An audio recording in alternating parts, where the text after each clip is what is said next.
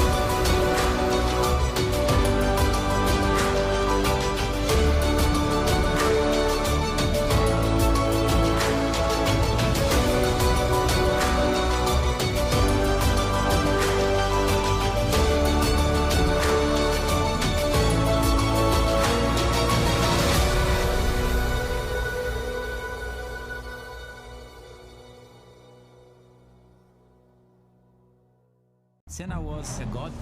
No one could even dream to follow him. I'm from a very humble background.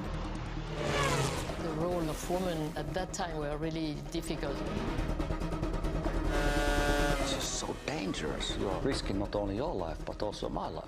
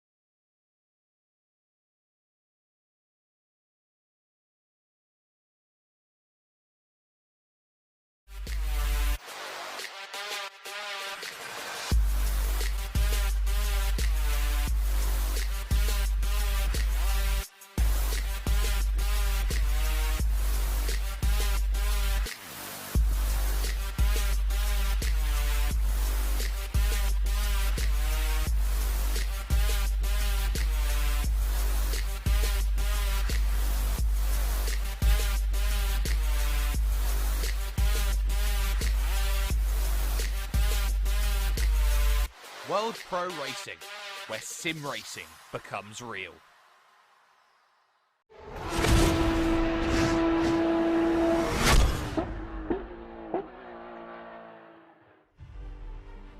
When a new season starts, talking points are established. How will the last season's champion do? How could the top three get on against a new rivalry? And maybe new rivalries established down the field as well. Well, good morning, good afternoon, and good evening to you all, and welcome along to World Pro Racing. The third season of the Assetto Corsa Competizione Sprint Series is about to begin, and I can hardly wait for it. And wherever you are watching in the world, whether it's on ESTV, Motorsport TV, TVM Sport, the race, maybe perhaps you're watching on YouTube, on Twitch and on Facebook, it is a pleasure to bring this to you. My name is Kieran McGinley. Joining alongside me is the ever-present Nico Hillebrand. Nico, it's great to have you along for this one, especially for the start of the Sprint Series, and there aren't many better tracks than Laguna Seca we can get ourselves started with. I'm looking forward to it. Absolutely. Laguna Seca, of course, one of the big classics in world motorsports, 3.6 kilometers long, so quite on the short side, only 11 corners, but it's definitely proof that a track doesn't have to be long, it doesn't have to have 18 to 20, 25 corners even to be iconic and just fun to drive.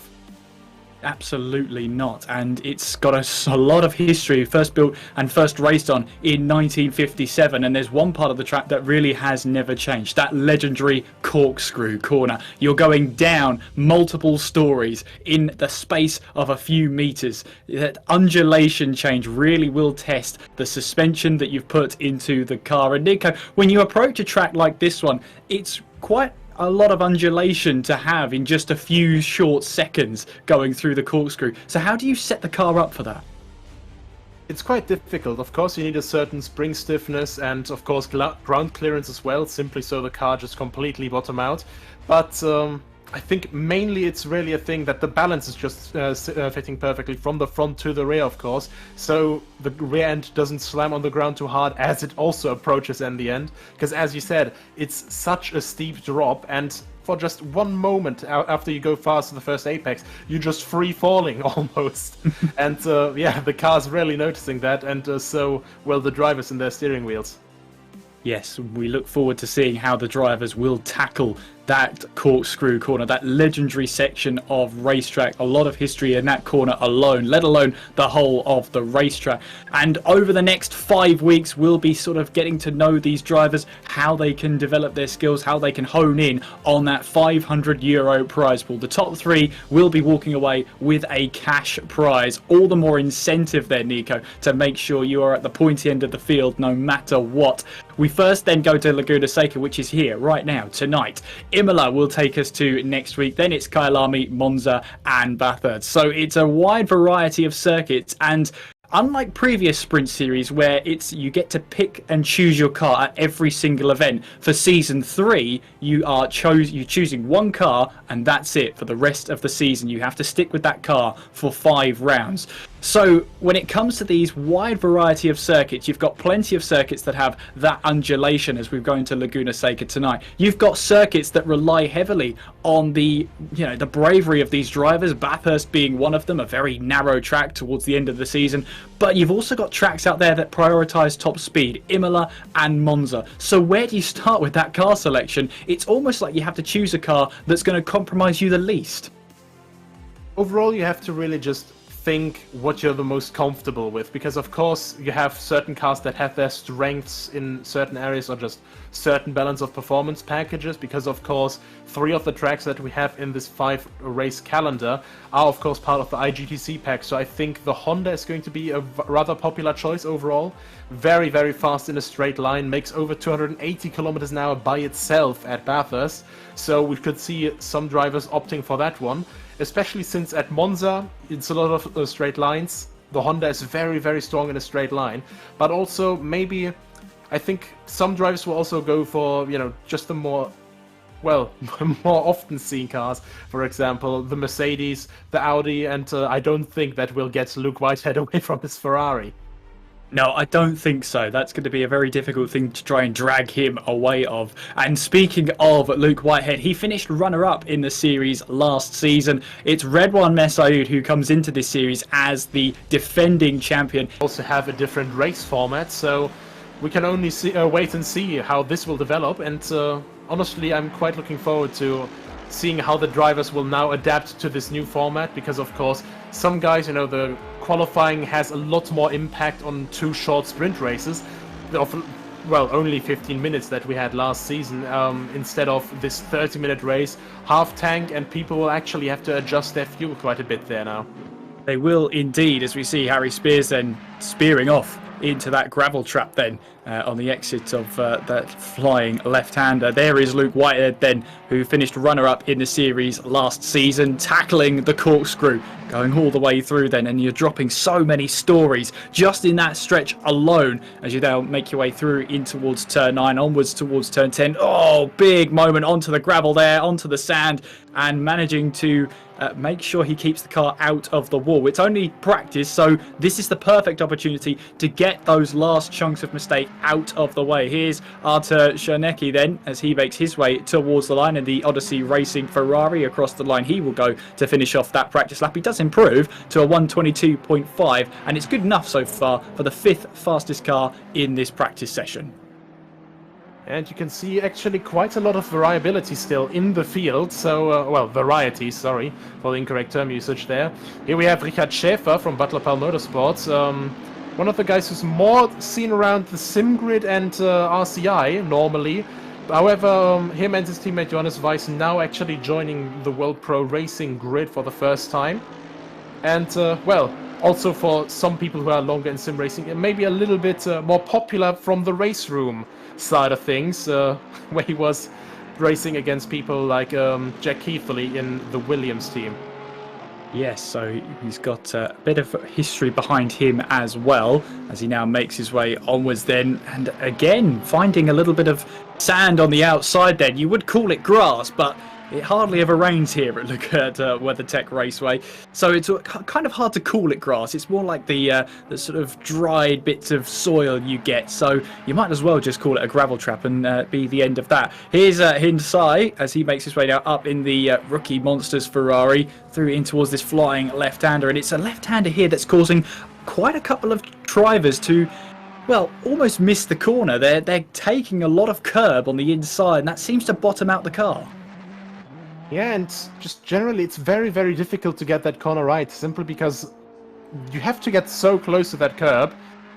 But if you just hit it wrong a little bit, if the car isn't set up 100% perfectly, you just can't really get the car properly settled. Front end loses a bit of grip, and that little bit of grip is just that little bit too much. Yes, and the car does not like it. That is one thing is for sure. There's Oscar Langley Shikadabi making their way now up through the Rahal Straight in towards the corkscrew, descending down as you try and find the grip out there. Making the way now in towards turn 9. And it's pretty much downhill all the way now towards the final couple of corners, through in towards turn 10. And Langley Shikanami making sure they can find those limits of grip out there. She now makes her way in towards the final corner at turn 11 and making her way towards the line. The first, I believe, female driver to race here at World Pro Racing is Asuka Langley Shikanami. She crosses the line then, 24th fastest for now with a 1:26.0, but still plenty of time to get some lap times on the board. And making our way once again in towards the Andretti hairpin. And, well, we've already talked about how much history this track has here, Nico. There's a certain event at the Corkscrew that is always reminded of all the way back in, I believe, in the early 90s at Laguna Seca. Quite a controversial, especially now, a controversial move at the Corkscrew.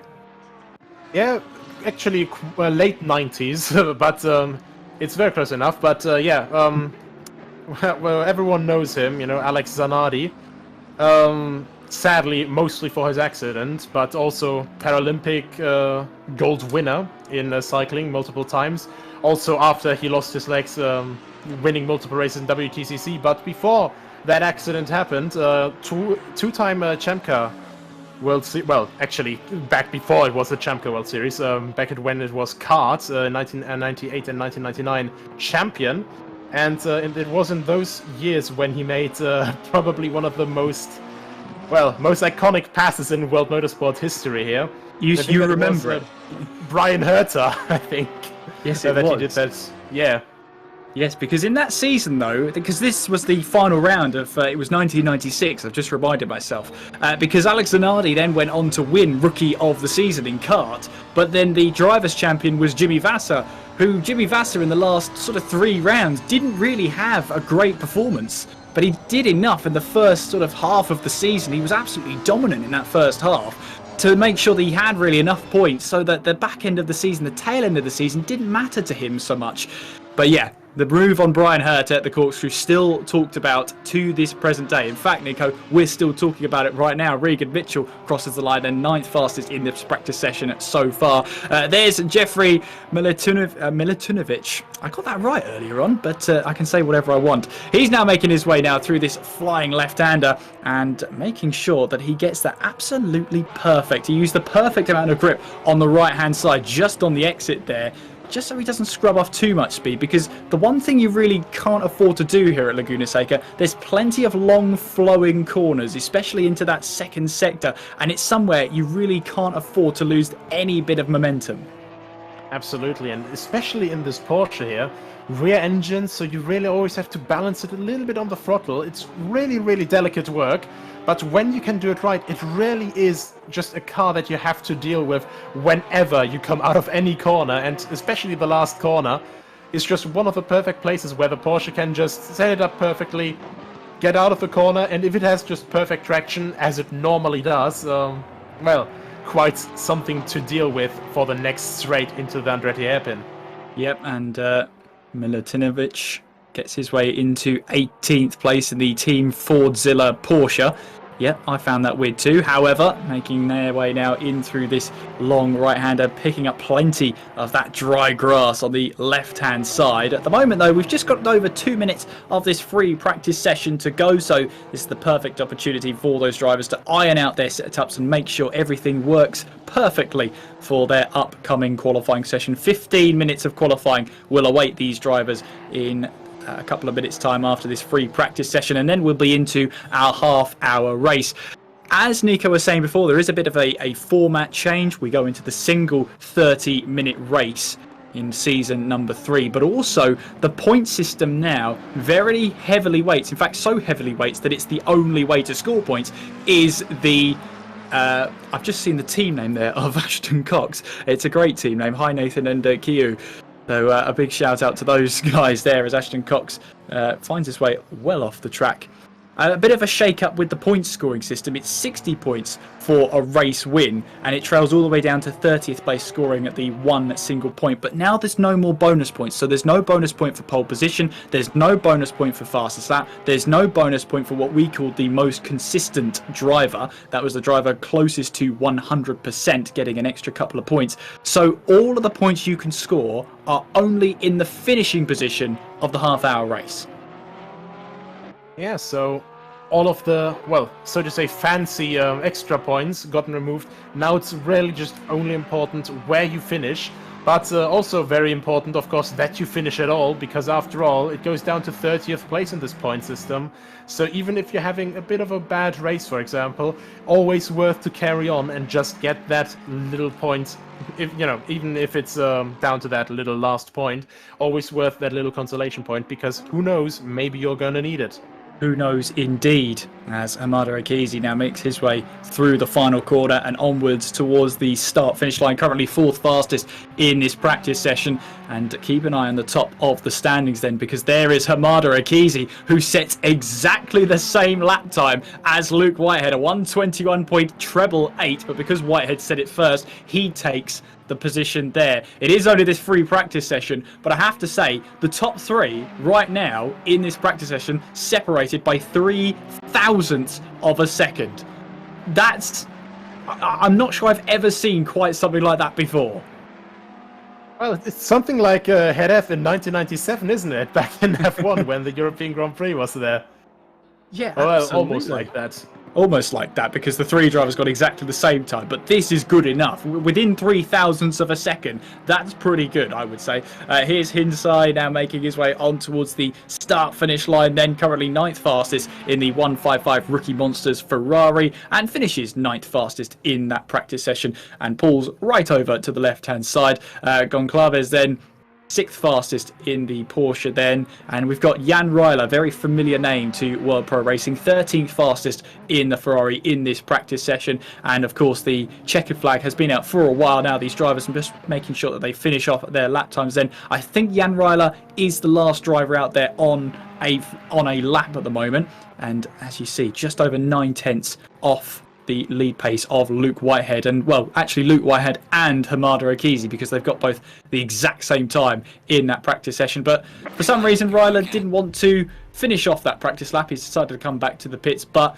wow, 0.003 of a second separating our top 3, and that's just practice. I can't wait to see how qualifying gets on. Not just that, but the top 5 only separated by 1/10. So you see that it's going to be very competitive, and who doesn't love to see that? Who doesn't love to see competitiveness? We're about to get underway with qualifying then to see who can claim the first pole position of a new season of the Assetto Corsa Competizione Sprint Series here on World Pro Racing. And a big thank you to our sponsors as well, to AMD, to HyperX, GT Omega Racing, Thrustmaster, Gaming Malta, and VisitMalta.com. So we're going to hedge our bets here. I'm going to say Luke Whitehead is in a strong position to try and grab that pole position by the scruff of his neck, but there are plenty of other drivers, Hamada Akizi being one of them, just one of them, able to try and take away that pole position crown for him that Luke Whitehead has got so used to getting here at World Pro Racing. Absolutely, but the thing is, you know, when you are very competitive, when you're very strong, and especially when you're joining a bigger team like H3 Racing, the problem is Luke Whitehead started out here, and it was one of his first races that he did here a couple months ago. But you know, when you're fast, you will start popping up on people's radars, and as soon as that's happening, no matter whether you like it or not, competition will find its way to you. So now Whitehead will really have to watch out, or we'll have to start to watch out. Well, just you know, who gets as close to his back as he wouldn't expect before. Well, we're about to find out then, as Luke Whitehead takes us on a lap here of Laguna Seca over the crest and towards the Andretti hairpin, which you start braking now in towards turn 2, making sure it's a long left-hander here. Got to be very patient, back onto the throttle, back through the power, back through the gears, as then you make your way towards turn 3. Turning in here, you see a couple of bites of the cherry there to try and get the car turned towards the apex, as we now make our way towards turn 4, staying onto the curb to open up turn 4 as much as possible there. Little clip of the sleeping policeman on the inside of turn 4. No harm done. through in towards turn 5 now. Again, using that curb on the right-hand side to open up this corner, carry a little bit more speed through in second gear. Back up the gears now as you go up the hill towards turn 6. Very tricky corner, this one, because there's a divot. It dips towards the apex, but then you're back onto the climb. Very difficult for the car to handle that. Up the rahal straight and now in towards the corkscrew, then attacking the apex. You can't see the apex as you turn in, and even when you're just about to get back onto the power, you can't see the apex. You've got to aim and hope. Through turn 9 we go, and then onwards towards the right-hander of turn 10 again. Cambered towards the apex, then take advantage of that, and then in towards the final corner at turn 11, down into first gear, one of the slowest corners on this track. Back up through the gears and back onto the power, and Luke Whitehead will come across the line to set the first qualifying lap of this session, and it's a 1:22.2, and of course, being the first lap time, it puts him at the top of the standings. Absolutely. Harry Spears right behind him, but didn't set a lap, so must have gotten invalidated. One thing that is also very, very important to mention, the corkscrew, of course. Not just difficult because of the apex, which of course is blind, but also you may have seen it as Luke Whitehead was driving over it, but there's a crest in the braking zone. So just for a moment, you just start going back down again. You just get no proper weight on the front axle. So you really have to look out how you have set up your ABS, what brake balance you're racing, and of course, if the dampers are going to just completely supply you with the best amount of grip for the entire braking maneuver. It's such a difficult corner to get right, and every driver here knows that. Every driver here does know that, and even Nico in the commentary box knows that. And if you fancy your hand at trying out circuits like these, well, why not join us on worldproracing.com. Don't forget as well, weekly casual races, special events and championships for all abilities, as long as you can keep it clean and listen to our FIA accredited stewards, then you're very welcome to join us. Our next casual event is coming up on Tuesday. It's the Mega Sprint Tuesdays coming up soon. We've got space for it. If you fancy your arm and fancy your chances, well, there's some lovely goodies on the line for you to try and grab if you do well in the series. So head over to the website to find out more about it. Here's Johannes Weiss then as he makes his way in towards turn 11 to try and finish off his lap time in the Bentley. Of course, once a driver picks their car, they have to be with that car for the entire series. Weiss makes his way across the line then to go 15th fastest, 1.4 seconds off provisional pole time. Yeah, Franconian sets the same time as Jan Reiler just before him, on the same thousandth again. But I do believe that he can still do a little bit better there. His teammate, after all, Richard Schäfer, come actually straight from the Nürburgring. A couple tenths faster, and usually those two are very, very close together on pace. Now, meanwhile, we've got Gergely Consabo here in the Honda NSX. As I predicted, the car's getting a little bit more exposure than at European-only sorties that we have here at World Pro Racing. And definitely for the IGTC tracks, definitely, how to say this, a more preferred choice among drivers. For sure, as Conchabo now in the gifted racing team Honda makes his way around the final corner and onwards then towards the start-finish line. And where will he go? He'll go 16th fastest then, 1.7 seconds off the lead pace at this moment in time. So it puts him nicely onto the 8th row of the grid. There's Oscar Langley Shikanami making her way towards the line. Currently 24th fastest in this session, crosses the line and goes with a 28.7 last time around. So backed off maybe on that lap just to buy herself some space out there, but she's got a driver right behind her as well. And even on a track like this, lighting up the rear tyres out of turn 2 there, even on a track like this, it's relatively spread out, but it's actually quite misleadingly short. It's just over 3 kilometres long, this track, so finding space around here for 26 cars is not as easy as it sounds. Absolutely it isn't, and well, we are quite lucky that a couple of the drivers seem to be missing from the start here, from the first round, but as you said, 26 cars here at the moment. It's not really easy to find your gap all the time, because you can see how open it is now. On the track map there, we can see the track is completely clear ahead of Asuka Langley Shikanami. But at the same time, then you have this little group there that is now heading through turn 3 and 4. There's just not much space at all, and even if it's just a little tiny bit, of course there's still going to be some dirty air in effect between those cars. Will indeed, and Langley Shikanami makes her way now on towards the final corner then, making sure runs a little deep actually into the gravel and will decide to come back to the pit lane. It's still a long lap here. You might as well just come back to the pit lane, put on a fresh set of tyres and get going again. Jack Noller then in the number 36 RPM Esports Honda. 12th fastest so far in this qualifying session, and the top 12 so far separated by just 1 second. It's Tinko van der Velde at the top of the standings at the moment, 21.5. It's Hamada Akizi in second place, Luke Whitehead in third, Harry Spears fourth, Hinsai in fifth place, Artur Shanecki in sixth, Johannes Weiss in seventh place with Jordan Grant Smith in eighth. And that rounds off your top 8 very, very nicely indeed. We'll have to wait and see how the rest of this qualifying session go. It's Vasco Goncalves in 9th place. And then it is Schaefer down in 10th place. And top 10 covered by just 8.5 tenths of a second. Riding on board then with Jack Noller. Yeah, gets through the Andretti hairpin with a little bit of squirming. Couple more turning points than you'd normally have. Now coming to turn 3, and as you said, these sleeping policemen, they're just omnipresent basically from this point on. Always very difficult because you have to have that high cornering speed, have to take all of the inside curb if you can. But if you just hit that, you can see it a little bit from Whitehead on his first quali lap. You hit it a little bit and you have to be very quick on the corrections, and either way you lose that so desperately needed momentum. Now coming up the hill after turn 5 into turn 6 now. Once again, the sleeping policeman on the inside. One car rejoining from the outside there. That's McLaren. I think there was Ashton Cox. On the Rahal straight now over that crest that makes the braking into the corkscrew so difficult. Now through the corkscrew, this multi-story drop down through turn 8 and 8A. Now through turn 9. Very difficult, of course, as well, because slightly off camber.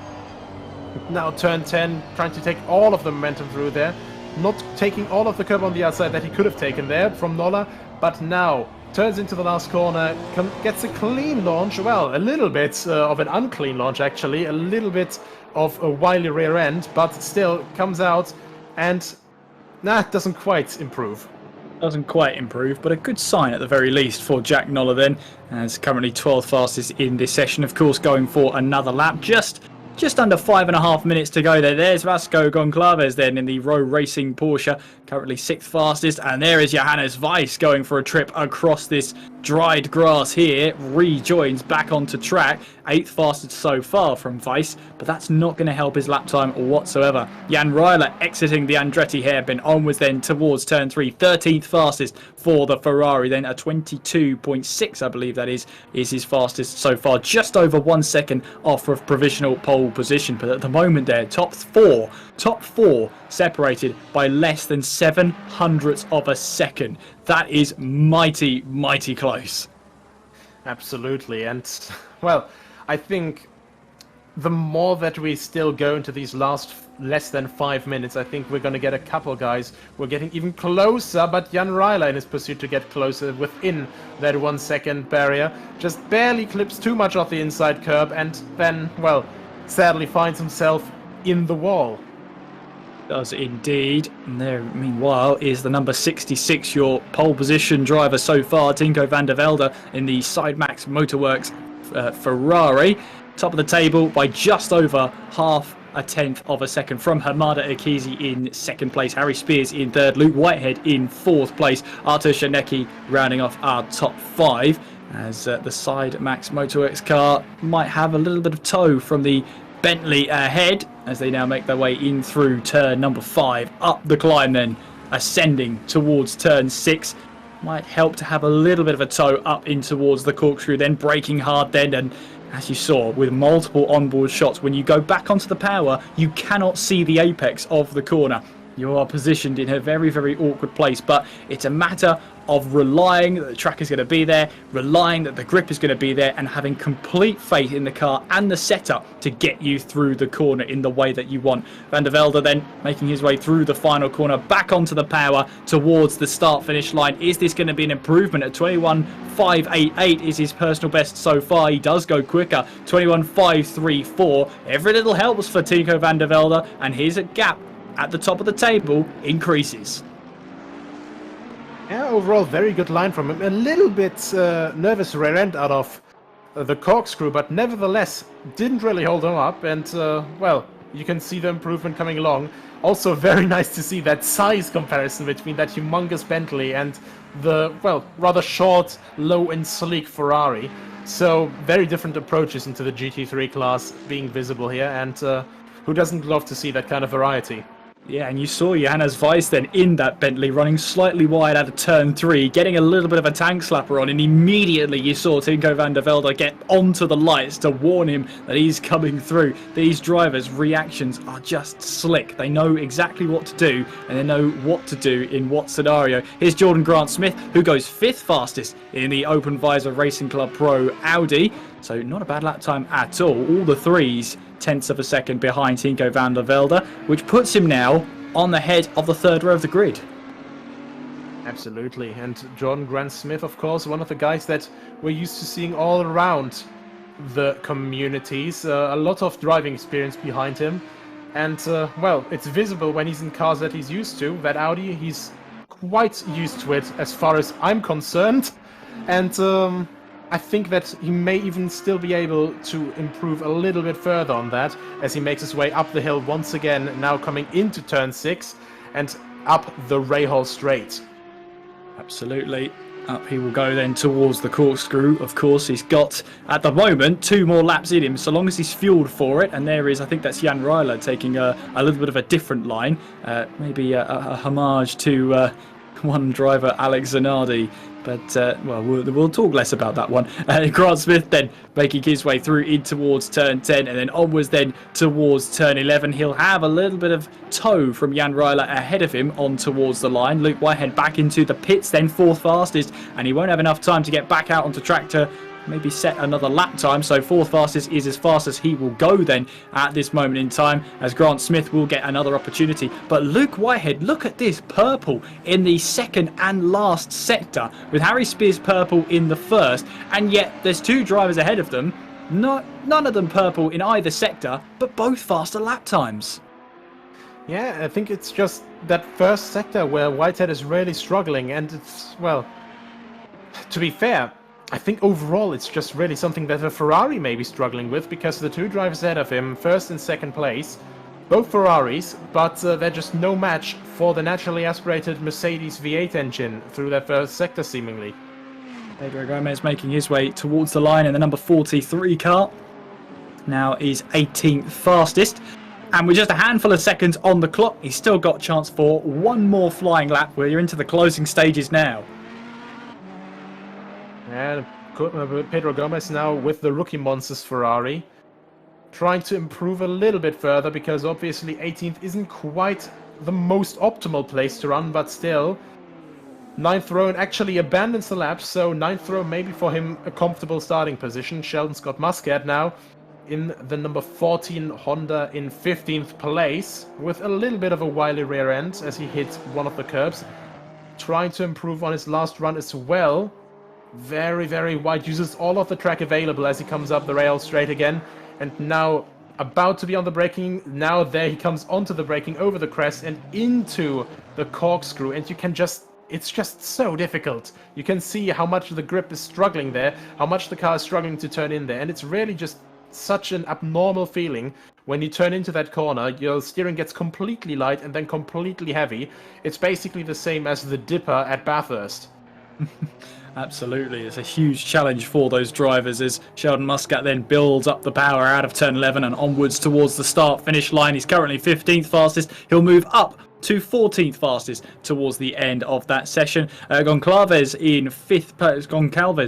5th place then, just under 0.2 of a second. I believe there's only a couple more drivers to make it to the line, but a really interesting qualifying session, and Tinko van der Velde really looks in top form at the moment. The last time we checked in with him, he grabbed that pole position, but within the top 3, the top 4 all really separated by 0.2 of a second. Going down to sort of 5th and 6th place, it's 0.3 of a second. A very close field in qualifying normally means we've got ourselves a good race heading up our way.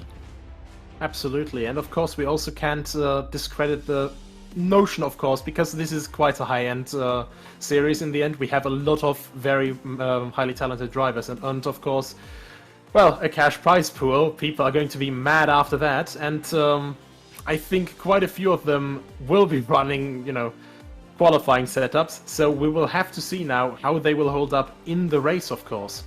Yes, no points up for grabs in any position for qualifying. That is a change from last season. Every single point that can be scored will be scored in the next 30 minutes, with 60 points going to...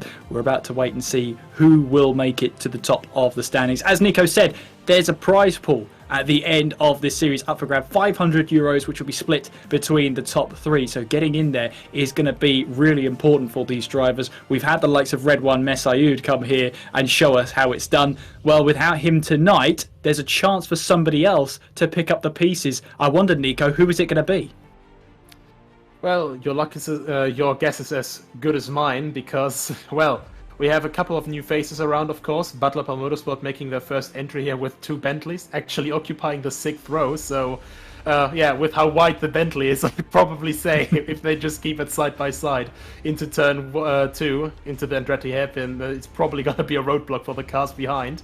But, yeah, also just a lot of good drivers here, so we'll really have to see. We will indeed. And Nico was talking about teams here. Yes, you will see that some drivers are affiliated with teams, but that bears no resemblance in what's going to happen out on track, because it's a driver-only championship. So you'll be able to see which driver's affiliated with who, but that doesn't necessarily mean they're going to work together. There's no teams championship. It is solely the driver. So I'm wondering, going into this, it's always interesting going into a series where you've got quote-unquote teammates or people affiliated with the same team. It's not always easy to predict how they're going to act once they actually get out onto track and the green flag drops. Yeah, of course, they're down, when it comes down to it, you know, they're all just own drivers. They all want to, well, get the big pot at the end. But the thing is always, you know, you don't want to hit your teammate, even if there's no team's championship. It's always a little bit embarrassing, so to say, when you hit your teammate. And of course, when you've got a teammate there, you know, and you are close together, it's normally quite a thing, you know, that you still tend to work together with your teammate. So I'm wondering just how they will probably just look about to, well, deal with that, so to say. Well, we're about to find out how it all plays out in the following couple of half an hour. Tinko van der Velde is going to start this race at the head of the field. Hamada Akizi in second place with Harry Spears in third. Luke Whitehead in fourth place with Goncalves in fifth. Grant Smith in sixth. Milutinovic in seventh place with Sai in eighth. Shanecki ninth. And Jack Noller rounding off the top 10. Should be a pretty interesting set of affairs coming up in the next half an hour. First of all, though, the drivers are out there on their formation lap. Get some heat into the tyres, get some brake temperature up as well before they then get into 2x2 formation, ready to start this race. Nico, what's going through a driver's mind on this formation lap? It's a pretty long one here when it comes to Laguna Seca, because you're trying to make sure you get as much heat into those tyres and brakes as possible. Yeah, absolutely. And of course, not only the tire temperatures are important, also the tire pressure. So you really just want to be as close to the racing pressure, so to say, on the formation lap. But of course, the brakes, you have to start getting the temperature in as soon as possible. And you can already see that a lot of people testing their brakes as quickly and as much as they can, just to keep that temperature up. And of course, hot brakes, well, or warm brakes, so to say, they will also keep your tires just a little bit better on pressure. Absolutely. Unfortunately, the 202, that's Oscar Langley Shikanami, has not made the start. She's currently there in the pit lane, 25th at the moment. Now, that doesn't necessarily mean she's not taking the start. She might have to start from the pit lane. We have seen that before in the sprint series where drivers have had to start from the pit lane. Maybe they've missed that cut-off point to get to the start and get to their grid position. So we'll have to wait and see. Keep an eye out on that one. But as the drivers make their way now through the corkscrew onwards then towards turn 9, it's going to be Van der Velde who leads the field then. And he won't be able to accelerate on the start-finish line until the green flag is dropped. It's going to be Hamada Akizi on his right.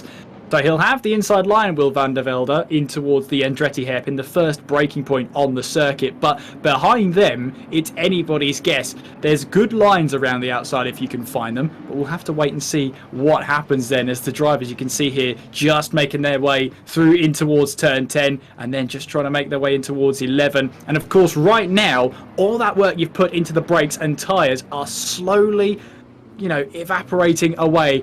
The cold starts to come in as they now exit the final corner at turn 11, and they have to stay at a set speed in their set grid positions, and this is where those heat out of the tyres and brakes will start to fade away, so be careful down in towards turn 1. It's Van der Velde on the left, it's Hamada Akizi on the right. The green flag has dropped and we are racing. We are underway at the WeatherTech Raceway as they make their way through in towards turn 1. Already Hamada Akizi on the defensive from Harry Spears, going down in towards the Andretti hairpin for the first time in this race. Van der Velde is able to hold on to the lead of this race then, with Hamada Akizi in second place, Harry Spears in third, Luke Whitehead holding on to fourth place, Goncalves then in fifth in the Porsche as we make our way now out of turn 3 and onwards towards turn 4. We've got yellow flags all the way down at the Andretti hairpin, and the 171 I think that is, or 271 it could be, involved in that one. Johannes Weiss could be there. The treble one is definitely involved though. Gergely Kunshabo is involved. The number 37, Jan Ryler, around there. And the 202, I'm glad to say, has taken the start. Oscar Langley Shikanami already up a position through that first lap melee, so she may have just missed the cutoff point to get to the start of the grid, but she has started this race. Oh, there's contact going in towards turn number 5. There's a car around. There's multiple cars taken to the sand on the outside, and I think one of them will be the number 11 car, I think. So that's Jihad Naga, who finds himself around. So really unfortunate there. We just saw that in picture, a driver find his way around. But there is Jan Ryler, 25th and last at this moment in time. At the end of a very eventful first lap, Tinko van der Velde does lead the way from Hamada Akizi. But Luke Whitehead has got the position ahead of Harry Spears and moves up into third place. Grant Smith also has had a good start. Fourth place now as he passes Harry Spears in towards turn 1 and down in towards the Andretti hairpin. Harry Spears tries to go the long way round in towards turn 2, can't find the way through, and Jordan Grant Smith now up into fourth place. Absolutely crazy start, and just as we thought we had seen everything, another crash there. But that's just the difficulty of turn 6. When you're close together with everyone, you're not quite able to see everything unimpeded. And of course, someone will hit that sleeping policeman, maybe just get loose a little bit, and the car right behind that, of course, they're not going to want to lose time. Either way, Van der Velde is still able to lead, and honestly, Akizi, with all of that movement coming through turn 1, I was really glad that he didn't have a big off there at the start, but still hanging on to the rear now. Yes, absolutely. He had that bit of battling with Harry Spears. So let's have a look at what happened at turn 5. So we're watching Pedro Gomez. It's 3 wide on the exit then. Becomes 2 wide as they make their way up towards 5 now. Oh, and then the Ferrari loses the back end. Now, was there a little bit of a tap there? Wasn't quite sure. And then just a little bit of Constantina effect from that little bit of a moment. And that just caused all sorts of mayhem going through. And so, Tinko van der Velde leading the way. Of course, no mandatory pit stops, so these drivers will be fully focused on putting in qualifying lap after qualifying lap to make sure that they can pull away from everybody else. Van der Velde leads from Akizi in second place, Luke Whitehead in third. Harry Spears has got back up to fourth place after passing Jordan Grant Smith again. Inside in sixth place with Milutinovic in seventh place, Sharnecki in eighth, Schaefer in ninth, and Weiss rounds off the top 10. Question is, you said it quite correctly actually, qualifying time after qualifying time, but the thing is, how much will the tires be able to put up with it? Because half an hour is one heck of a long time, of course, and you always really notice the degradation of these tires rather early already, and we now have in the view actually the 2 Bentleys here, so actually getting more than just the Mercedes of Harry Spears into the top 10 now. He was the only front engine car actually in the top 10 in qualifying, but through a good start, both of the Bentleys of Butler Powell Motorsport actually now in the top 10 and right on the tail of Artur Sharnecki.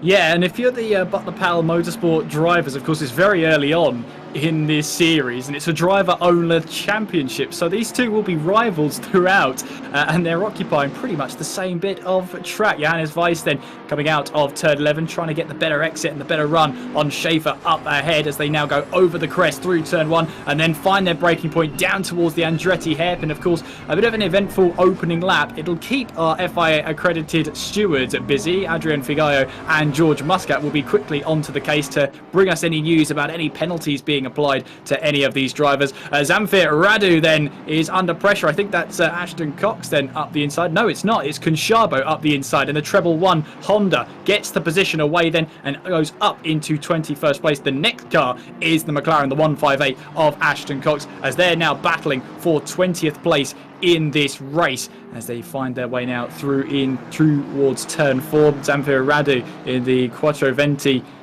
Aston Martin making his way now on towards the long left-hander at turn 5, and then we go up the hill towards turn 6, and these three will be pretty close together for this battle for 20th place. Of course, it's a point scoring position, so no wonder they're going to battle for it. Absolutely, and it's really quite interesting actually. Cox was one of the cars involved in the turn 6 incident and Consabo in turn 2, so it's really quite interesting how you can sometimes have that harmonica effect, that the drivers just get dragged apart by incidents, but then through other incidents and, well, pretty just the ebb and the flow of racing, they just end up back together on track. It's always the way. No matter what, you're going to be pretty much with the same group of people for the entire race. There is Hamada Akiza then just trying to turn up the wick and trying to put some pressure on Tinko van der Velde for the lead of this race then, as they now find their way through and towards turn 4. Hamada Akiza gets a good run out of 4. Now towards turn 5, he'll be on the outside, trying to find that way through, fighting the wheel as he battles his way through turn 5. Up the crest we will go then towards turn 6. Van der Velde holding on to the lead of this race for now, but look at Akiza. He's getting up and close and personal with the rear end of that number 66 car. No way through so far. Maybe a move up the inside in towards the corkscrew here. Contact made, door to door. Hamada Akiza is around. Keeps it out of the wall only just though, and gets a little bit of a tap, but it's a long wait now. And he taps the wall again to reverse to get out of the way. Had second thoughts about rejoining, but all that hard work that Hamada Akiza put in, tried to make a move stick at the corkscrew at the top, missed his braking point slightly, door-to-door contact, and he comes off the worst. That's just the thing about the corkscrew. You try to make a pass in there. It's very high risk, but also very high reward, of course. But very good rejoin there from Hamada Akiza. A lot of experience being shown there that he didn't just spin back onto the racing line. I almost thought he was going to do it, but you could immediately see, he slams on the brakes, just completely backs off and, even damages his car to not get in the way of his fellow racers. Now returns to the pit lane, of course, and sadly, I think that may have been it for him. Well, there's still point scoring positions to be had. As long as he makes it to the checkered flag, he should be able to score some points. We've had some word from the stewards then on lap number 1 of this race. The treble 1 car of Gergely Conchabo is going to get a 10-second penalty for an avoidable collision with the number 37 car, which was Jan Reiler, who I don't think is in this running at the moment. If he still is, he's well down the order. So 10 seconds added to the treble 1 car of Conchabo. So that'll be at the end of this race. 22 minutes to go then. Van der Velde leads from Harry Spears in second place, Luke Whitehead in third, with Jordan Grant-Smith rounding off our top 4, who are very close to each other out on track. Absolutely, and through all this chaos, of course, the 2 Bentleys have made up this place as well. So everyone's now trying to inch closer and closer into the top 10, and, the guys who are already in the top 10, inching closer and closer to the top 5. But very close fighting here. Luke Whitehead again behind, still behind, again behind Harry Spears. So while Hamada Akiza had his little off there, Harry Spears probably used the, luck of his situation there to get back past Luke Whitehead after Whitehead got past Spears at the end of lap 1. And, we can see already, guys close in pace. They're going to be fighting for the entire race here.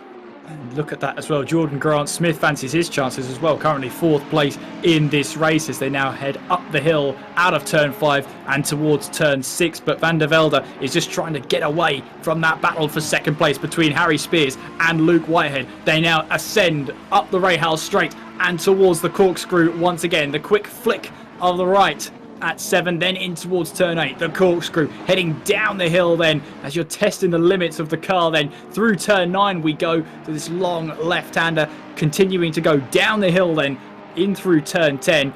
And then finally rounding off with one of the slowest corners on this track in towards turn 11. We've seen cars go through here in first gear, and that's just in qualifying trim, so you can bet your bottom dollar that they're going to be going through there in first gear in the race. But Van der Velde leads by just over 1 second ahead of Harry Spears. Luke Whitehead in third place. There you can see Grant Smith in fourth. There is the number 54 of Dean Vella, trying to see if he can find and sneak away past Chris Bourne for 16th place. He'll try and move up in towards turn 11 there, but manages to back out of it. Now Chris Bourne might find himself a little bit compromised out of turn 11, because there is Dean Vella trying to grab the inside line through turn 1 and then descending down in towards the Andretti hairpin. He has got the move done. The Honda moves up into 16th place, and I wonder if that was planned from the very start at 11.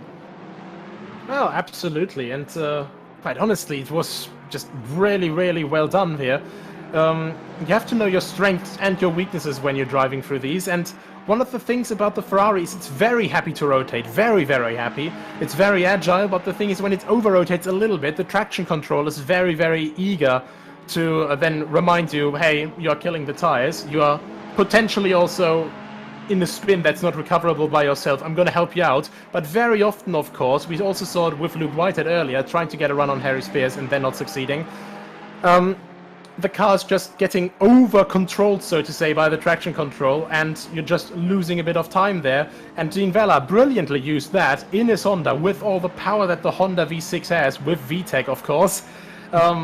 And use that down the front straight to make a move, and well, Chris Bourne not even able to challenge that there.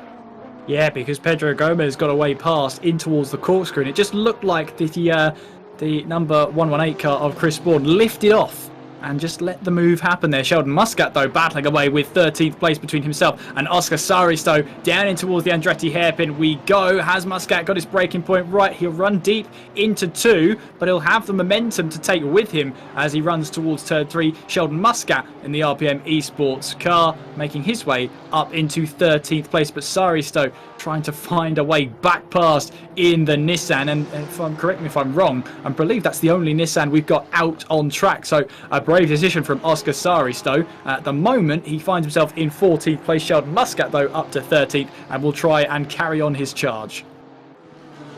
Absolutely, and here we have now Regan Mitchell in, I think, well, you mentioned only Nissan, now we have the only Lamborghini that I see on track. So Regan Mitchell and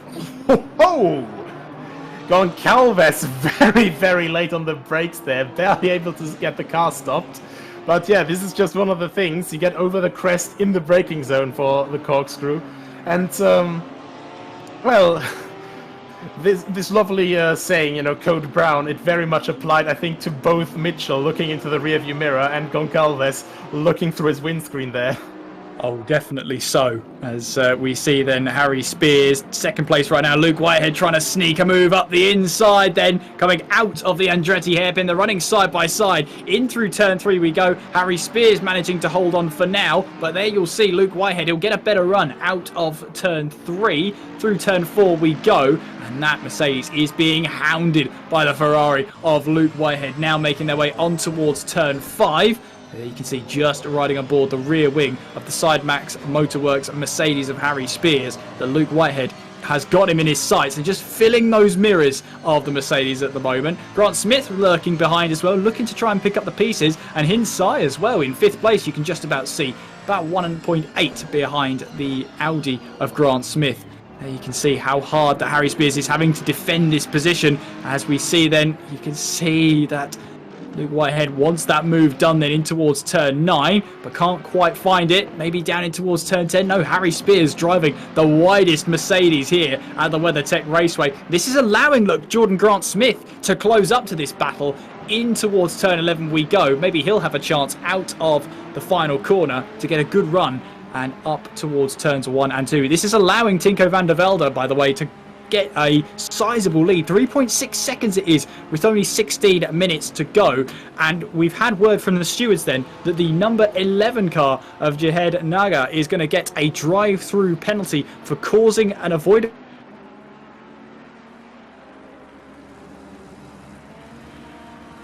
So that's the incident we saw at turn 6 at the very first lap, that little bit of a Constantina effect. So Naga will get himself a drive-through penalty for that incident. Meanwhile, turning our attention back to this battle for second place as Harry Spears grabs the apex going in towards turn 5. Up the rise we go in towards turn 6. Luke Whitehead and Jordan Grant-Smith very, very close for comfort. Yeah, very close indeed, but I think that's something that Harry Spears has calculated. Well, like Tinko van der Velde, he's a Sidemax Motorworks driver, so I think, honestly, Harry Spears, he's very, very comfortable, and he's a very strong defensive driver, so maybe he knows that he doesn't quite have the chance to, the chance or the pace to challenge his teammate, Tinko van der Velde here, but he will definitely try to make his car as wide as possible to keep that second place, to get a very much desired 1-2 for Sidemax Motorworks. He will indeed, and he's trying to do that right about now. Riding aboard then with Jordan Grant-Smith in the lone Audi in the field. Making our way now up through turn 1. Will Luke Whitehead have another chance going in towards the Andretti hairpin? Because Harry Spears has done a tremendous job in placing his car perfectly. Then you could see there Luke Whitehead saw a gap opening up, but it was quickly closed, and he still wanted to try and take it, did Luke Whitehead. Harry Spears showing his experience here and making sure that he's got all his bases covered for now going in towards turn at number 4. This is a great defensive display from Harry Spears, showing us how it's done. Moves to the left-hand side of the track, then back to the racing line. Luke Whitehead still cannot find a way through going in towards turn 5. Up the rise they go then towards turn 6, and Jordan Grant-Smith has got the absolute best seat in the house. He's got the popcorn, I'm sure, set up next to him watching this one as we now make our way up the hill then, up the Rahal straight towards turn 7. That slight kink before you slow the car down in towards the corkscrew, and the three of them really battling away here for second place. Luke Whitehead again trying to prioritise his exit. Gets a slightly worse off run than Harry Spears actually ahead of him this time around. Little bit of a tail happy moment out of 9. Loses him another bit of momentum. But Jordan Grant-Smith can't be just too close enough to take advantage of that one. They hold their positions for now going in towards the final corner. And they go for another lap to do it all over again. Yeah, very difficult of course. But for Harry Spears the factor is very, very nice right now, because he knows, of course, that Grant-Smith is right behind Whitehead, so Whitehead will now have to multitask here to attack and defend at the same time. So we have Regan Mitchell here with Goncalves still right behind him. And slowly, I think, losing Jack Noller there in 10th position, as he's trying to defend from the Porsche, of course, from that immense rear-engine car, the only rear-engine car, of course, in GT3. And, of course, very, very nice all ever-present traction out of slower corners here for that vehicle. Yeah, and it's a shame that Goncalves is down in 12th place. He was showing some good place. I believe he was up in 5th place at one point in this race. It is a shame to see him down the order slightly, but it has been a tough race for some of these drivers, and it's great to see Goncalves just trying to make his way back through the order as best he can. Of course, there are points still on offer in this race, even if you have a bad one. Get it to the checker flag, get it to the line in one piece, and you've got yourself a good chance of scoring some pretty decent points. There's Oscar Saristo then. Well, I expected Sheldon Muscat to try and pull away, but Saristo has done the absolute opposite of that. He stayed on the back of Muscat and still in with a shout of getting back past him for 13th place in the SOP Motorsport Nissan, making his way through in towards turn 9, now in towards 10, and that is a very, very nice battle developing once again for 13th place. We've already seen Sheldon Muscat make the move on Saristo for 13th, and maybe Oscar Saristo finds himself in a position where he could try and swap that round again. Besides the two drivers having a nice battle on track, it's also, well, the revivals of two absolute cult classics battling against each other, because of course, you know, Nissan GTR, Honda NSX, it's a battle that we could have had on track about, well, almost 30 years ago in the mid-90s, of course, with the predecessors of these respective cars. Yes, and it's still great to see that even all these years later, we still have these cult classics really pushing to the limits. There is Oscar Langley Shikanami then. More Pro Racing's, I believe, first female driver. 21st place for her at the moment. She unfortunately missed the start. I would love to know the reason why. We've seen drivers in the past. I believe Luke Whitehead was also caught out with tyre pressures at Silverstone in a sprint series one time, and he missed the start. He had a good qualifying position, had to start from the back and had to recover from there. So it's a very easy thing to do. But Shikanami at the moment in 21st place. It's still good points then as she makes her way down towards the Andretti hairpin for another time around. So it's Tinko van der Velde leading the way, 3.8 seconds ahead of Harry Spears. But that battle for second place, with just over 10 minutes to go, is going to be one heck of a battle. Harry Spears is holding on, as I believe they've got a lapped car ahead of them as well. That could be the treble one of Gergely Kunshabo ahead of them. I want to be corrected if I'm wrong, of course, as they make their way now on towards there. It is a Porsche, actually, so it won't be Kunshabo. That is Naga. It is Naga, you're absolutely right. So it wasn't the treble one I spotted, it was the double one. It was the 11 of Naga. So not quite, Kieran, not quite. But Jordan Grant-Smith seemed to get a little bit hampered by that one. He's fallen a little bit further behind than he would have liked behind Harry Spears and Luke Whitehead. And traffic in a half-hour race is not something the drivers may have prepared for. Not quite, and of course it's always, well, it's always really weird to catch traffic in these corners here. Normally you want to let them by on a straight, but just at the beginning of a corner, of course, especially here at Laguna Seca, with all these around 90-degree corners, you always want to carry a lot of momentum through there, so you want to just take the optimum racing line all of the time. But not just quite able to do that there, and well, Grant Smith with the Audi, a car that relies heavily on getting the best momentum through a corner. Quite caught out there, but now Goncalves. Both of them on the limit there, right? On the limit, absolutely, and they were showing us the absolute respect between the two of them as well, as Regan Mitchell manages to hold on, and Goncalves trying to find a move down in towards 11, not quite there just yet, but Goncalves has made his intentions clear. He wants that 11th place, and he wants it now. And I think we just lost Oscar Sarista there, just coming out of turn 10, if I saw it correctly. I'd be grateful if we could get a replay for that, because right behind that, of course, we have Sheldon Scott Muscat, who was fighting Saristo in the only Nissan. And I think we had Saristo getting a bit of a tank slap out of turn 10 and actually hitting into the pit wall, or just entering the pit lane without hitting the pit wall there. So, yeah, just some of these views that we see out of the corner of our eyes there. Yeah, and I'm told that Shikanami's start was missed due to some technical issues. That's why she didn't take the start. That's why she didn't take her grid position at the very start. That's why she had to start from the pit lane.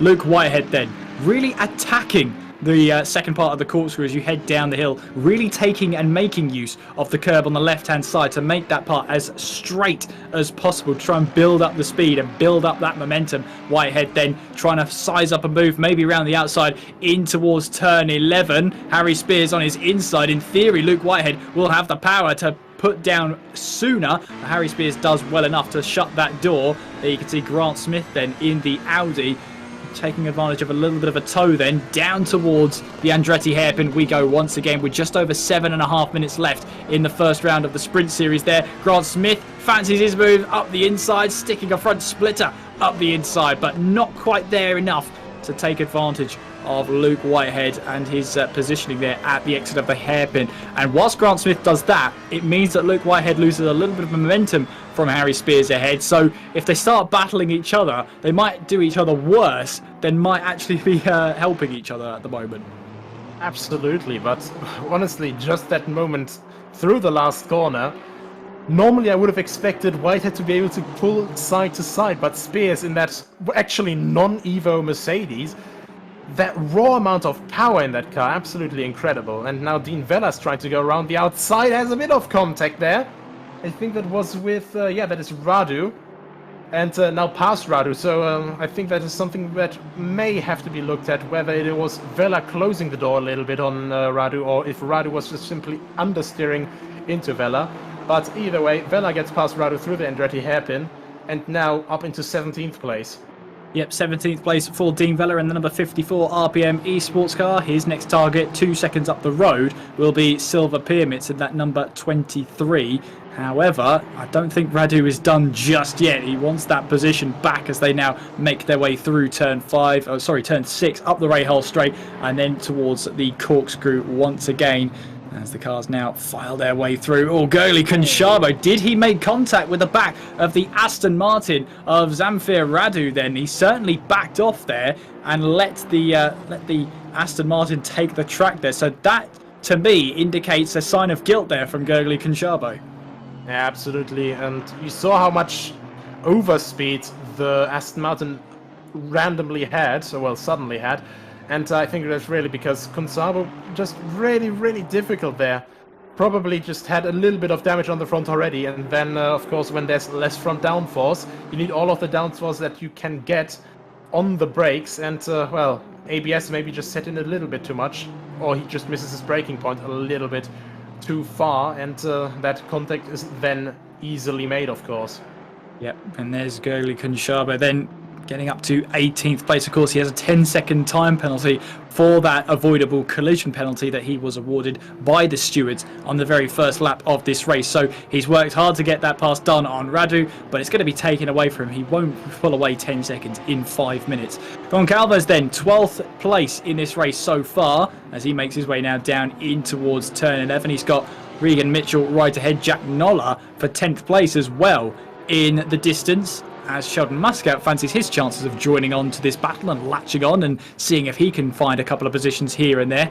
As we head into the final 5 minutes of this race, then Van der Velde leads by 5.3 seconds ahead of Harry Spears and Luke Whitehead. Jordan Grant-Smith has dropped away from that battle for second place. He now finds himself 1.7 behind Luke Whitehead. So that three-way battle for second place might just be a two-way battle till the end between Spears and Whitehead. Still, we've got a battle on for second place. Absolutely, and well, there we are. Harry Spears just defending now only from Whitehead, so something must have happened to Grant Smith. I think probably just a slight little driving error or something. But either way, Grant Smith still very much there, and if Harry Spears continues his, well, defensive driving so far, and, well, focuses a little bit too much on defensive driving and doesn't keep up the speed, I'm pretty sure that Grant Smith will be there very soon again. Actually, Whitehead taking a little bit of the inside curb, so not really doing himself any favors for the main straight here either. And of course, they have Langley Shikanami up ahead to lap.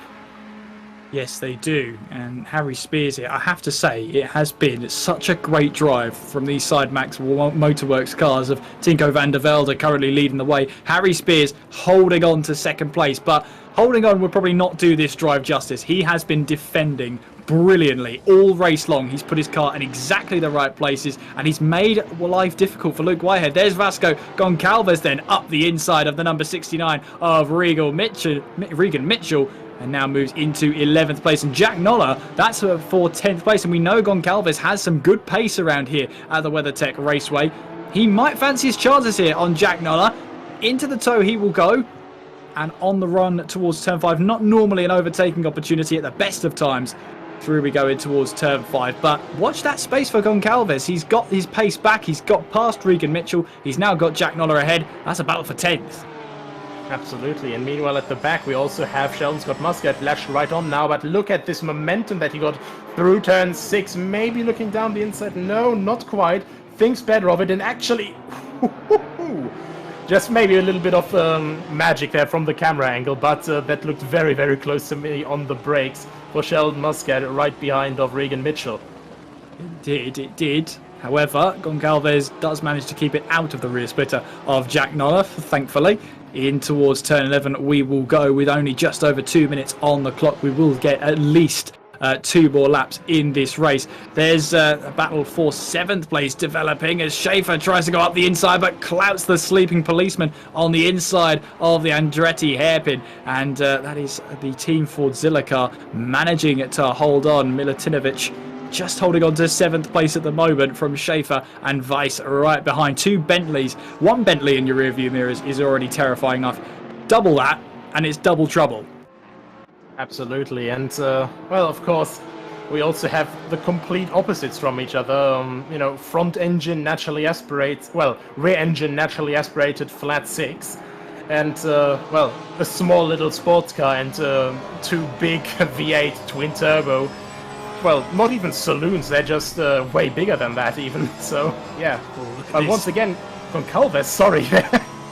Yeah, absolutely. He got a really good run. Sorry to cut across you there, Nico. Out of turn 6 there and trying to find a way to slow that car down without running into the back of Jack Noller. He did supremely well there, as I believe we have just started the final lap of this race win with Tinko van der Velde in the lead of this one. But we're watching on for this four-way battle for 10th place in this race. Goncalves clearly has the pace. It's one thing having the pace, it's an entirely different thing to find a way past. As there you can see, Regan Mitchell fancies his chances once again, as that is Schaefer who has got the move done then on Milutinovic, and maybe Weiss fancies his chances as well for 8th place. So that's Schaefer who's got past. Weiss will fancy his chances now, and there's a four-way battle for 10th place. Jack Noller leading the charge towards the line, but Goncalves is going to make it extremely difficult. Oh, contact made there, going in towards turn 3, and Goncalves loses out to a position. All that hard work he put in passing Regan Mitchell. Regan Mitchell has simply taken that position back. Goncalves might find himself under pressure from Sheldon Muscat as well. The important thing about momentum is you've got to have it around a circuit like this, and Muscat takes away 12th place from Goncalves. At the head of the field then, there's really only been one driver from the halfway point in this race who's been in with a shot of winning this race, and that is the Dutchman in the Sidemax Motorworks Ferrari. It's going to be Tinko van der Velde who flashes his lights in joy and will take the win of the first round of the Assetto Corsa Competizione Sprint Series here at World Pro Racing. What a drive though from Harry Spears, defends hard and takes 2nd place in this race. Luke Whitehead finishes in 3rd, could not find a way past. Jordan Grant Smith finishes in 4th place then, with Sai in 5th, Shanecki in 6th, Schaefer crosses the line in 7th place, Milutinovic in 8th, Weiss in 9th, but Jack Noller is 3 wide. Oh, there's contact between Jack Noller and Goncalves towards the line they went then, and the stewards will definitely have a look at that. But Regan Mitchell in 10th, Sheldon Muscat in 11th, Jack Noller across the line in 12th place. Goncalves then will recover and cross the line to finish in 13th place. Chris Bourne then coming around the final corner ahead of Pedro Gomez for now, and Chris Bourne in the Exiled Virtual Motorsport Ferrari flashes his lights across the line to finish in 14th place. Pedro Gomez in 15th place, and Dean Vella will not be too far away to finish in 16th place. Gogli Kunshabo will have a 10-second penalty added to his time, so he will probably finish down in 19th place once that penalty has been applied, but he finishes 17th out on track in the gifted racing team Honda. Across the line he will go. Radu in 18th place, with Silver Pyramid out there just making his way towards the line to finish the last driver on the lead lap and in 19th place. But Tinko van der Velde then, well, he had a dominant display today, winning by more than 7 seconds in that race and being the first driver to pick up the first win of the season. Harry Spears in 2nd place and Luke Whitehead rounding off our top 3. Well, what a race we had. There was action up and down the field, but the one driver that wasn't involved in any action to win the race, Tinko van der Velde, from about halfway in that race managed to build the gap, and there was no stopping him afterwards. Absolutely, and well, normally you have it sometimes that drivers get a little bit out of the rhythm if there's an attack like Equasi tried to pull there. Absolutely legitimate attempt, and you know, in the end, sadly, he was the only one also that lost out, and you know, luckily Van der Velde not affected by that. But either way, if you see that gap, if it's a legitimate possible move, then you know you have to go for it. And well, he went for it. Sadly, it failed. But yeah, Van der Velde, fantastic drive from him, and as soon as that fight was resolved with Equasi, nothing could stop him. Also to the help of his teammate, of course, who put up a fantastic defensive drive to finish in 2nd place, Harry Spears, putting that old Mercedes absolutely to brilliant use. He really, really did, and he just knew where to place that car at exactly every single opportunity. Luke Whitehead just could not find a way through. And I have to say as well, for Jordan Grant Smith, 4th place in that race, he did a really good job out there. He started to fall away towards the back end, towards the final third of this race, but however long he was in that battle for, he looked right up there on the pace. Absolutely, and I think it's just one of these things. He was a couple times in a position where he could have made a move but thought better of it, just wanted to hang in there a little bit longer. I think he was building a bit on it that Spears and Whitehead would make a mistake among themselves, because they had a legitimate just knife between the teeth, so to say, full-on Rambo fight going on. No one was giving each other any presents there. No one was gifting anyone each other that. They were really just on the limit there. And I think Grant Smith was maybe counting for a little bit of a healthy gap there. But sadly, if you slip up yourself, then not quite able to profit from that little comfort gap that you had. And of course, down the order, we had that, I think, 10th place finish, Jack Noller and Milutinov. No, actually, sorry, the wrong Porsche there. One of the Porsches there. Actually, I had a bit of deja vu there because one of their very iconic American Le Mans Series finishes there, also between a Porsche and a Corvette, just as they come to the finish line, crash between each other. So yeah, a big surprise there. So.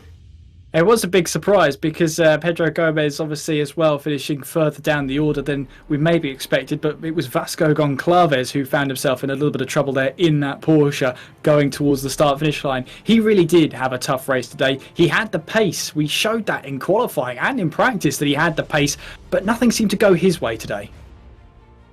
Absolutely, and the Porsche, of course, is one of these cars that can put it very, very easily into one lap. It's a very nice car, but of course I think it's actually the only car as well, not only for the rear engine but also that has the fuel tank in the front, so it's even more difficult for the driver to just constantly adjust to the ever so changing weight balance of the car, and I think that really just played into it today. Absolutely, and I think we get to have a chance to speak to our top three drivers. First off, we're going to speak to our third place driver in Luke Whitehead. Luke, can you hear us? Yes, I can. So, Luke, staring at the back of a Mercedes all evening, I don't think that was in your script. Talk us through that race, because it looked like a hard-fought battle, but a fair one at that. Yeah, it was a great battle. I mean, I had the pace for a win. I think that was quite evident from the start, and I was quite shocked, to be honest, because I'd been struggling in practice the whole time, and then in qualifying I finally got my setup together, and in the race I was just much faster than I thought I would be. And then I sort of, as I say, I had a battle with Harry, and it was very harsh but very fair, and I enjoyed it. It was very good fun. And then of course midway through the race I sort of started to struggle. My brake pedal dumped all its fluid. It's a hydraulic one, so it had no fluid in it, so it was going to the floor for the whole race, and every time I tried to go for a move I just couldn't because I didn't want to break the pedal. I think I'm looking to swap them out now because it's losing me races, and it's really not what I want. I should have probably been in the fight with Tinko. I had the pace to be, and I think without that problems I probably would have got past Harry. I nearly did on a few occasions and was let down by a lack of braking, so disappointing, very disappointing, knowing that I probably could have won it. But there's positives to take. A track that I've not driven around ever in the Ferrari in the drive. I've never driven it up until about an hour before practice. The pace was really good, and we're going to, I think, Monza next. Am I right in saying that? I believe it's Imola next. Oh, even better. I love Imola, especially in the Ferrari. So. Yeah, I've got that to look forward to, and Monza and a couple of other races I'm looking forward to later in the calendar. But, would have preferred a better start, and gonna have to sort these brakes out at some point. Might have to. Bit of stopping power needed, I think, especially in a track like Laguna Seca. But obviously, when you're coming into a brand new season, obviously you finished off the last season as the runner-up. Obviously, the title is on the line here. Do you think you can do it this season? Can this be a Luke Whitehead season? Yes. And I plan for it to be. Last season, I probably could have had more. I probably could have been closer to Red One. If it wasn't for a mistake from me at Imola last season, I missed the second race, and that lost me about 30, 40 points. Maybe even more. I don't know what the points were like last season. But, the pace recently for me has been really strong. The Ferrari is a car that I'm very accustomed to, and I've been driving it a lot in Apex Online Racing and SimGrid, and we've been grabbing podiums in that consistently on a consistent basis. In SimSport last week, first race with them, and I won. So the pace in the Ferrari is really good, and I hope to carry that forward for the rest of the season. But as I say, disappointing start, but I can definitely build on this. Yeah, we're a long way from done from this series, that's for sure. But congratulations on your 52 points scored in the Sprint Series tonight with that third place. The floor is yours, Luke, for any shout-outs, any sponsors you'd like to mention. So first of all, I'd like to say a massive thank you to Hashtoir Racing, as always, because they are just awesome. I don't really give them as much credit as what I should do sometimes, but they're awesome. They've been giving me so many opportunities and so many different, they've helped me a huge amount, with my not only my racecraft and sim racing, but also my knowledge of the setups. This setup this weekend was an adapted setup, and I did a lot of the stuff myself. And I gained a lot from what I did. So my knowledge is improving thanks to those guys. I'd like to say I'm unlucky to Hamada and to Ashton Cox. Those two had a really tough race. I'm gutted for them as well. So did Dickhead as well. Those guys had a tough one. Hamada probably should have been in the running for the win as well. I think I didn't really see what happened, but I feel really bad for him. I'm gutted for him, but he's really quick. He's one of the best, so he'll come back. Don't count him out at all, guys. But yeah. Finally, I'd like to say, as always, another shout out to my mum, because she really likes them, and and she really deserves it at the moment. She's had a really difficult time of it. Post operation, having a brain tumor removed is never something that is, it's less than favourable, let's just say. So, it's been weighing on our minds, and I send my love to her as always. And thanks to everyone watching as well. I hope you enjoyed the race. Well, thank you very much, Luke. It's been a pleasure to talk to you as always. Congratulations on your third place. Go and enjoy yourself. Thank you for joining us. Thank you very much. It's been a pleasure. And Nico, I believe you now have the second place driver in Harry Spears. Harry, first question of everything. How do you live with so much spatial awareness? Like, how do you train it so hard that you can just slot in front of a Ferrari without any second thought, seemingly? Oh no. If you haven't realized it, you're still muted, Harry. I've been caught out of that, don't worry. I don't think we're going to get a chance to speak to him just yet, so we might have to move on for now. I will have to speak to Tinko then, unfortunately. I'm going to have to jump in here. But Tinko, if you can hear us, congratulations on your victory here today. And you are starting to drive away from the rest of the field there. Talk us through that, because that looked pretty easy on your end. Oh yeah, I'm so happy with the win, of course. Great start to the season. And it was not that easy actually. The start I didn't quite have the pace. I took it easy, of course. I was in P1, didn't want to fuck it up. And yeah, I don't know what happened to Arquizi. He dived on me, I think, and he spun out. And I kept it straight, luckily. So I just kept going after that, and then Luke and Harry had a great battle behind me, so I could just cruise away from them. And of course, you've scored 60 points now. You're in the lead of the championship, of course, after winning that race. I'll ask this to you as well. You've shown us and you've pretty much laid down a marker. Is this going to be your season, Tinko? Hopefully, yes. I want it to be, so I'm gonna fight for it. I'm gonna practice for it, and I will do my best. Fantastic. We love to hear it. Great rivalries developing. Just quickly talk us through Imola, Tinko. We've already heard from Luke. He's looking forward to it. How are you feeling about it? Are you looking forward to racing at Imola? I'm not too sure, actually. The races I've had there, they were not quite fun. I had incidents and stuff, so I'm hoping to avoid that next week and to be on the pace. Great stuff, Tinko. It's been a pleasure to talk to you as always. Congratulations on your race win today. Go and celebrate, and thank you for joining us. Thank you, guys. And hopefully, if Harry can hear us, we'll have a couple of quick questions with Nico at the end there. Harry, can you hear us? And I don't think we can hear him, unfortunately, so we're going to have to unfortunately say that there, but I'm sure he would have been really thrilled to talk us through that defensive masterclass against himself and Luke Whitehead. It's such a shame. I think he has issues with Discord at the moment, so that is really unfortunate. But that will bring us to the end of tonight's stream and tonight's show, so thank you very much for joining us for it. Nico, we saw some great battles out there, especially the one for second place, and it allowed our race winner Tinko van der Velde to simply cruise away, in his own words. Absolutely, and well, I'm just looking forward to Imola. It's a very challenging track. Similar in the aspect that you have to carry a lot of momentum, but I think at Imola we'll have a couple more overtaking opportunities, and I'm quite excited to see how the BOP there will affect the overall driving order, so to say, and if it will affect it at all.